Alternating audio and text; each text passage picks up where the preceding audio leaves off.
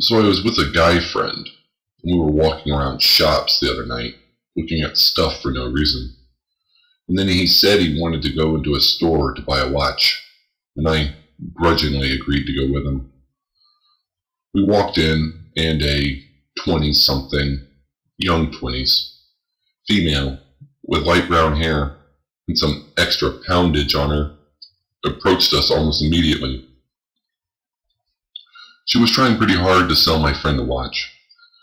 He knew what he wanted fairly quickly, and thus she didn't have to work too hard to get a sale. He ponied up to a watch and paid for it. And then while we were waiting for it to get sized on him properly, the young female engaged us both in conversation. Now, she started addressing me, probably because my friend had already bought something, and she wanted to sell me too. But I informed her I was not interested, but she continued to talk directly to me. Now at this point, I will say, in all honesty, without any vainness, that females tend to interact with me like this. I am taller than your average dude, especially the friend I was with, and I smile at them and talk to them openly and honestly and treat them like people. I'm not always trying to crawl in their pants. Also, I am fairly good-looking and have been told I have a great smile. So relative to this girl, she thought she had a good-looking simp on her hands. I will say that this girl was probably used to simps because of her extra poundage, her average brown hair, her unattractively pale and blemished skin, and the fact that she turned out to be a video game enthusiast, a Reddit reader, etc., etc., etc. So she is probably used to trawling the kinds of guys that will have sex with overweight females that have pimples on their breasts. And to be honest, I've had sex with a few of these females too. And she could see this. Women in general are good at reading guys. I have nothing against fat chicks per se, not really. Well, hell, she could see that. And she could also see that I was a child of divorce, and she was right on both counts. At this, I told her that, as you can see me, girl, I can see you, too. Oh, I forgot to mention that while we were waiting for the watch to get sized, I started getting several emails about new subscribers to this channel. I told my friend that I got several new subscribers in one day, and the young girl overheard this, and she became curious. She wondered out loud what my channel was about, and she became extremely interested in my business. Oh, by the way, thanks, Minor People, for the subscriber bump. Okay, so she was looking at me dead in the eyes, leaning over. Heavy chicks do have great tits. She seemed so extremely interested in my channel and its topic that she practically was salivating. She kept prying. I refused to tell her and said that she would probably not like it. She got offended at this statement and started claiming she had an open mind. I still refused. This made her want it more. She was practically applying for simply my screen name. I would smile and refuse and say that she is not the right kind of person for it. She then said something about not being the right kind of person socially, and I said she was not the right kind of person psychologically, and this only intrigued her more. I got a second email about a subscriber, and she noticed, and she really wanted to know what I posted about, and I said she was not the right kind of person. Sick of her prying, I said, "Look, it is not for your kind." She was confused and asked me, "My kind?" And I said, "Your gender." Boys club and stuff. I then said I had a few female subscribers, but they were of atypical sexual orientation. She then feigned as if she wasn't straight, and I reminded her that I could see her, yada yada yada. She kept claiming she had an open mind. She hypothesized about my channel being about sex or porn. But the important part is that she was setting up this open mind premise repeatedly, as if she was some super liberal and cool female. She dropped the fact she had many male friends, almost only male friends, typical for a fat chick. But the fact she kept mentioning her open mind is the point of this tale of the patriarchy. Now, she mentioned she went to the same school I did, and that her major was the major of my ex. She mentioned she started a science major, but changed majors due to science being too hard. She then mentioned a particular professor being too hard. Her teaching assistant was the girlfriend of said professor's son. I happen to know all three of these people, and then the sales girl and I really hit it off. By the way, this professor is tough, but not too hard. Not if you try.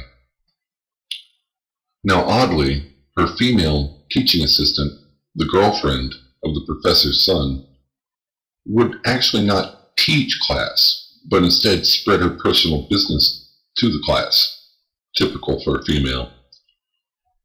One of this TA's tales she would tell was how her boyfriend beat her.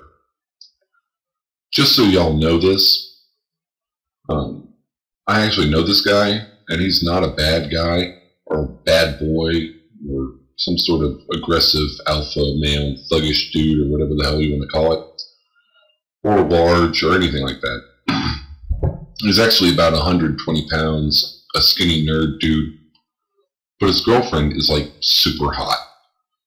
I mean, really hot. She looks great in a pair of jeans. Yeah, I mean, this guy's really batting out of his league. She is the girlfriend. She is a lying, cheating homewrecker, though.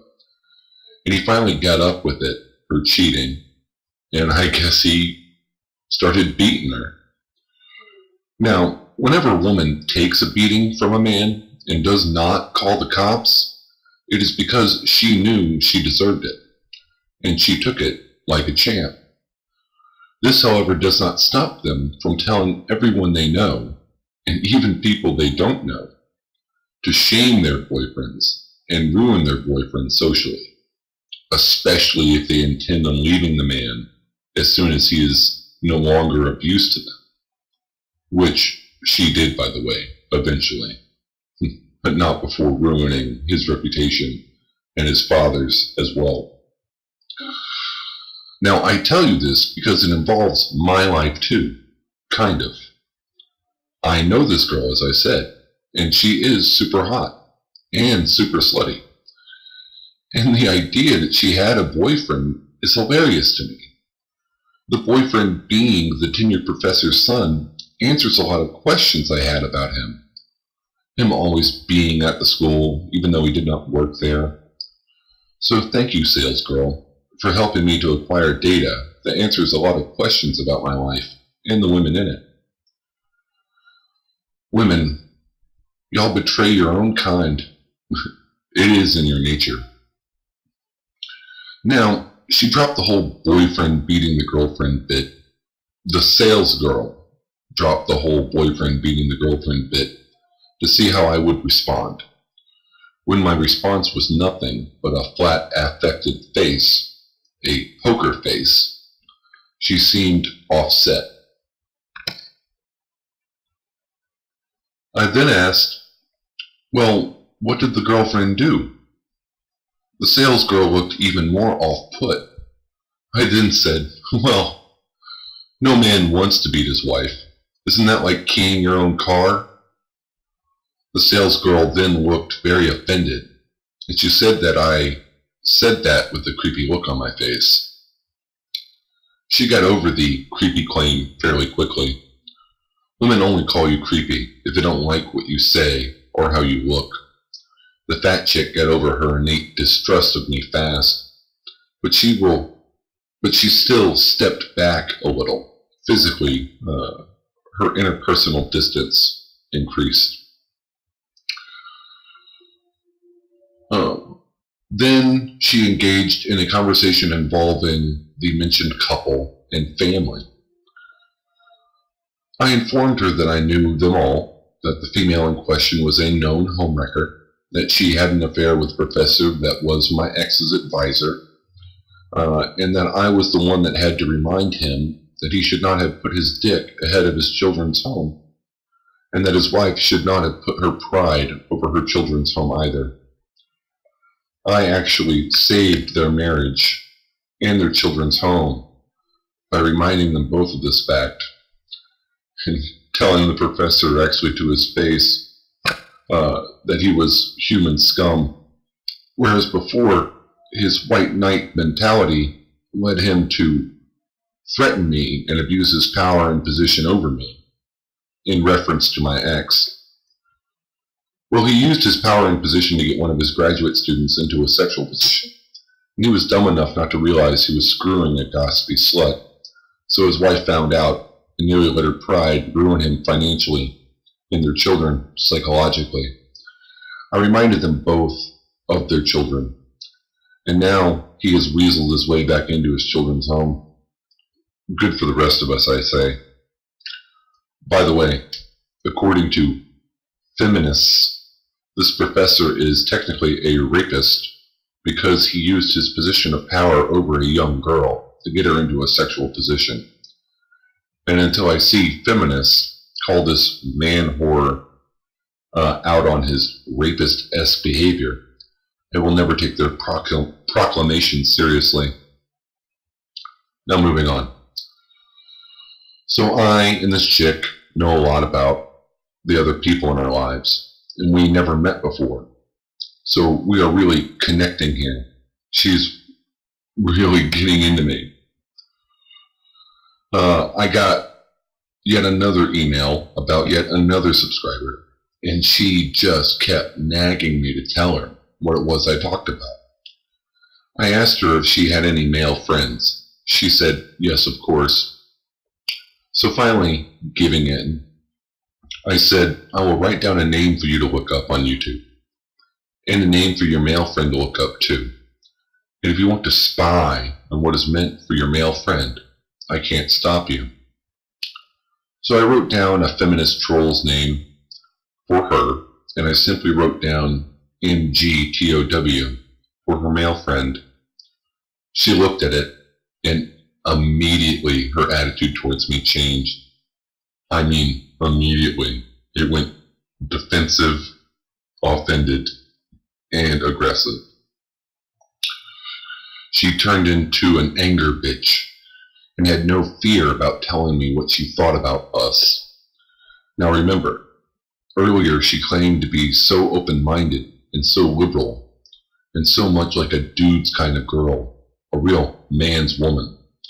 But the moment she associated me with MGTOW, she turned into a blue pill type hater, a real matrix defending maiden.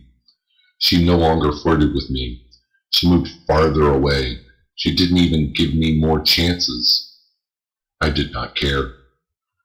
Yes, despite all her claims of loving guys and loving guy stuff, she knew about us and our movement. She ran into some guy on Reddit that guided her to us on YouTube. Then oddly, with almost a whorish desire in her eyes, she asked if I was that guy. And then she wondered if I was one of the more popular MGTOW posters.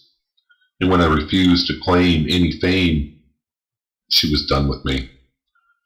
She now hates me, and all it took was 5 little letters. MGTOW.